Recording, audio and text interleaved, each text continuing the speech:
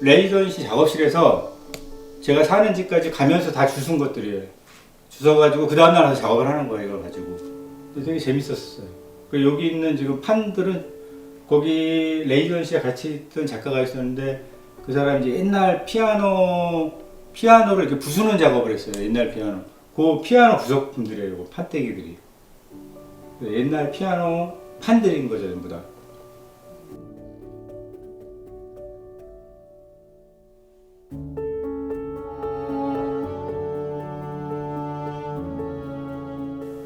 컬러풀한 그림을 할 때 어떤 얘기가 진짜 많이 들었냐면 일본 작가냐, 이거 일본 작가 같아. 뭐 내가 말을 안 하고 있으면 나도 일본 사람 같대요, 약간. 그래서 그런 얘기 굉장히 많이 들었는데 그 당시에 기분이 좋진 않았어요. 왜냐하면 내가 난 오방색으로 한 것 같은데 왜 그런 느낌이 들지? 근데 나중에 생각해보니까 이제 칼 같은 것도 나오고 그래서 아마 그들이 그런 생각을 했던 것 같아요. 근데 최근 들어서 이제 일본 인형들이나 이런 거를 가지고 일본 물품을 가지고 설치 작업을 조금씩 하고 있는데 소소한 설치 작업들이죠. 근데 그런 것들이 내가 왜 그 색깔을 선택했나 지금 봤더니 일본 인형들을 보면 이게 사실은 밤에 보면 되게 무섭다 그래요, 사람들이. 근데 나는 너무 이게 뭐라 그러지, 독창적으로 예쁜 거예요.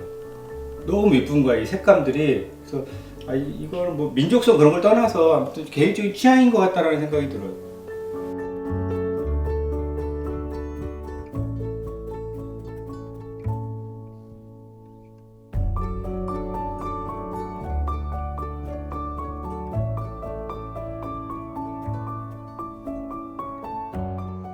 블랙으로 넣었다고 한 작가가 사회적인 영향도 있지만 사실은 개인사적인 영향이 굉장히 큰 것 같아요. 그래서 제가 40대 후반이 되면서 작품에 대한 회의감도 굉장히 많이 왔었고, 또 작품이 대중과 소통되는 부분이 과연 가능한 건가, 내가 이야기하는 것이 너무 소통의 부분이 적지 않은가, 이런 갈등들이 있을 때 우연한 기회가 돼서 프랑스로 레이던시를 갔는데 거기서 한 1년 정도 있었어요.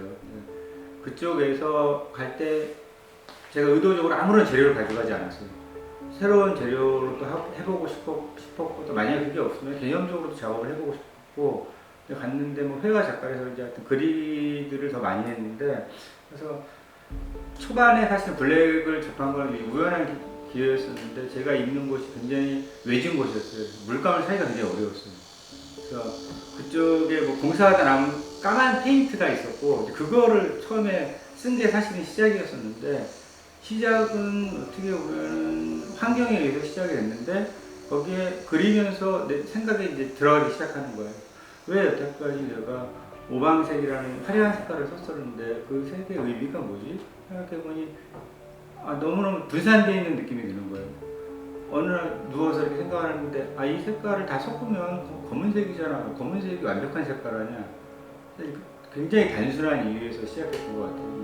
제가 책을 쓰면서 알게 된 게 뭐가 있냐면은 쓰는 사람이 어떤 방법을 쓰느냐에 따라서 색이 굉장히 다르게 표현이 되는 것 같아요. 근데 저 같은 경우는 그러니까 옛날에 컬러풀한 색을 썼을 때도 그렇고 블랙을 썼을 때도 그랬고 굉장히 다층적으로 칠을 해요. 한 번에 칠을 하는 게 아니고 굉장히 10개 물감을 개서 한 10번 정도 20번, 어떤 거는 20번 넘는 경우 해서 층 레이어를 만들어서 올리다 보니까 어떻게 보면 검은색인데 좀 깊이가 있다는 얘기도 듣고, 제가 구현하고 싶었던 게 먹색깔이었었거든요. 그것들이 100%는 아니지만 그래도 90% 이상은 구현이 됐다고 생각이 들어요.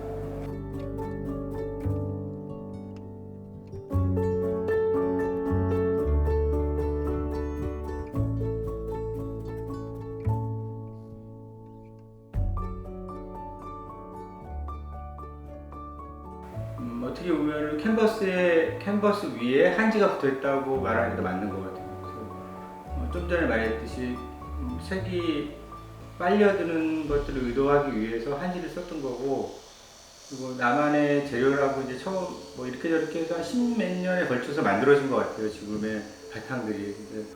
이제 우리가 보통 어떤 사물들이 그림자로 놓였을 때 사물을 구분하지 못하는 사물들이 있어요. 그러니까 이게 어떤 사물이지? 그림자만 보면 몰라요. 그런 것들이 어떻게 보면 사람들이 알고 싶어하는 미지의 세계가 아닌가라는 생각이 들어서 블랙의 그림을 그려야 되는데 사실은 말레비치나 이런 작가들이 거의 완벽한 블랙을 구사했다고 생각이 들어요. 형태적으로. 근데 제 나름대로는 그렇다고 그걸 포기할 수는 없었고 제 나름대로의 어떤 도상 그런 것들을 표현하는데 이 형식들이 뭐 몸이라든가 아니면 눈물이라는 것이 사실은 물이기 때문에 형태가 없는데 사람들이 만들어 놓은 눈물의 형태들이 있잖아요. 그래서 그런 것들을 블랙을 통해서 표현을 했고 또 눈물의 어떤 형태들을 가지고 꽃도 만들기도 하고 또 다른 인간의 눈물이 모여져서 인간의 형상을 만들기도 하고 그렇게 됐던 것 같아요. 그리고 지금도 그런 것들이 뭐 꽃이라든가 아니면 사람 또 뭐 사람끼리 싸움 아니면 다툼 이런 것들을 오직 눈물 덩어리의 검은색을 통해서 형상을 표현하는 단계에 있지 않나라고 생각이 들어요. 그 뒤에 그림이 하나가 있는데 이 그림이 먼지라는 글자인데 사실은 처음에 딱 보면 읽히지가 않아요. 그런데 제가 아마 지금 먼지라고 해서 화면에 나오면은 지금 이거 보시는 분들도 먼지라고 어떻게 먼지 하다가 아마 3초 만에 발견하게 될 거예요. 그런 재미들도 있고 또 한글에서 한글을 형상화시켜서 그런지 어떻게 보면은 약간 굉장히 독창적이라고 생각이 들어요. 그래서 블랙과 저것이 만났을 때 뭔가 현대 문이랑 같이 현대 서예 같이 그림이지만 어떤 그런 느낌으로 표현했던 것 같아요. 문자에 대한 것들이 가끔 그런 때가 있잖아요. 어떤 글자를 봤는데 그게 기호로 읽힐 때 그래서 굉장히 낯선 경험들을 굉장히 많이 해서 이것들이 그림이 될 수 있지 않나라는 생각을 굉장히 오래전부터 했었고 그림 그리기 초창기부터 좀 독창적인 작품을 하고 싶다라는 열망이 굉장히 많아서 근데 어차피 이 그림이 한국 안에서만이 아니고 해외로 나갔을 때 한국의 색깔을 쓴 거예요. 제 나름대로 오방색을 쓴 건데 원색을 쓴 것도 있지만 색의 의미에 대해서 굉장히 좀 생각을 되게 많이 했었거든요. 푸른색은 저는 독이거든요. 제가 생각하는 거는 독이고 노란색 같은 경우는 질투고 제 나름대로의 정해진 색감에 대한 의미들이 있어요. 그래서 그 색감 어떤 작품 하나를 구상할 때 주제를 정하고 그 주제에 맞는 색깔을 쓰는 것 같아요. 끌어들여서.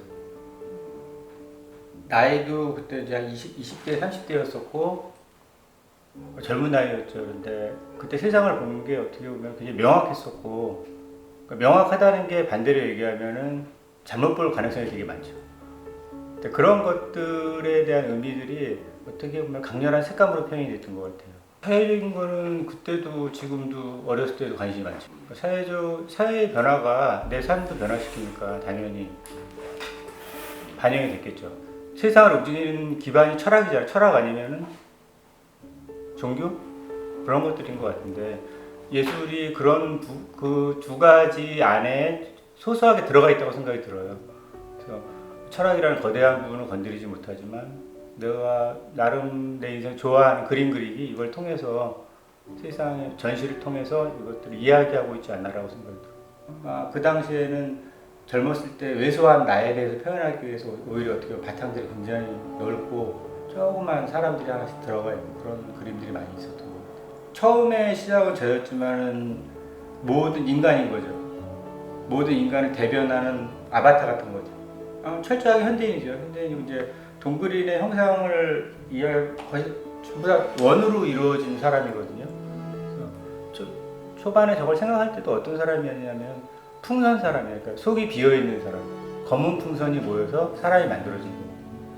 주변 상황과 또 내가 나름대로 만들어낸 인간상의 동그린이 들어간 풍경을 그렸던 것 같아요. 세상 풍경.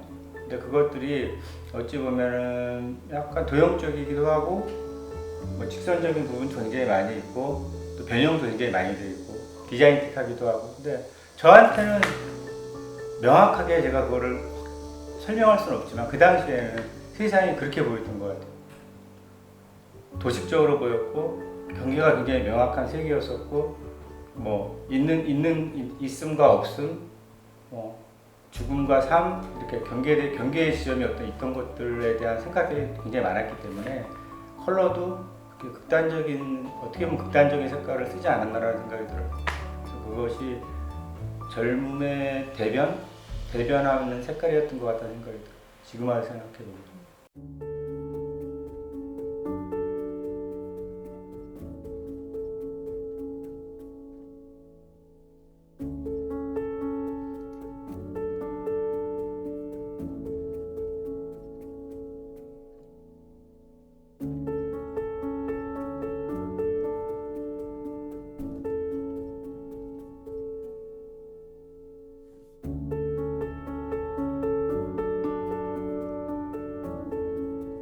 사회 안에서의 나를 생각했다면 지금은 오롯이 그냥 한 인간을 들여다보는 것 같아요. 저 인간은 도대체 어떤 생각으로 살고 어떤 존재이고, 이제 물론 나로부터 시작이 되겠죠. 일단 나로부터 시작된 것들을 모든 사람을 객관화시키는 거예요. 그래서 내가 어떤 아무것도 없는 공간에서 어떤 생각을 하고 어떤 느낌을 가지고 있고, 사람의 어떤 육체 중에서 가장 리얼하게 나타나는 부분이 얼굴의 표정이라고 생각이 들어요. 그래서 여기 있는 그림들의 사람들이 모두 뭐 가면을 쓰고 있지만 이 가면의 표정을 보려고 노력을 했었고, 또 이 안에 이제 최근 작품 중에 금색들이 많이 들어가 있는데, 최근에 제가 느낀 것들이 사회가 점점 이분화돼 가면서 뭔가 권력이라는 부분이 결국은 그 지점에 닿아 있는 부분이 돈이구나라는 생각이 들었어요. 대부분의 제가 이야기하고 싶은 거는 극소수의 어떤 소수의 사람들의 이야기가 아니고 대부분의 사람들이 느끼는 감정들에 대해서 이야기하고 싶고, 또 여기 그림을 하나를 설명하자면 이 그림 같은 경우에 눈물이 모여서 사람의 어떤 형태가 된 건데, 사람의 형태도 모여서 가면을 쓰고 있어요. 그래서 우리 현대인들의 모습이 아닌가라는 생각이 들어요. 슬픔을 지니고 또 다중적인 어떤 얼굴을 가지고 살아야만 되는 사람들, 그 밑에는 당연히 돈이라는 게 있는 거죠. 그래서 그것들이 세상을 움직이고, 그런 것들이 슬프지만 또 그거를 버릴 수도 없는 애매한, 공중에 부양되어 있는 듯한 느낌의 어떤 현대인들을 표현한 것 같아요. 그래서 그 전에 표현했던 이상향이라든가 아니면 제가 원하는 세상이라기보다 이 지금 표현한 그림들은 지금 현재 나이기도 하고, 또 내 만나는 사람이기도 하고, 이 세상의 지구인들을 일반적인 어떤 사람을 가장 리얼하게 표현하려고 노력했던 작품입니다.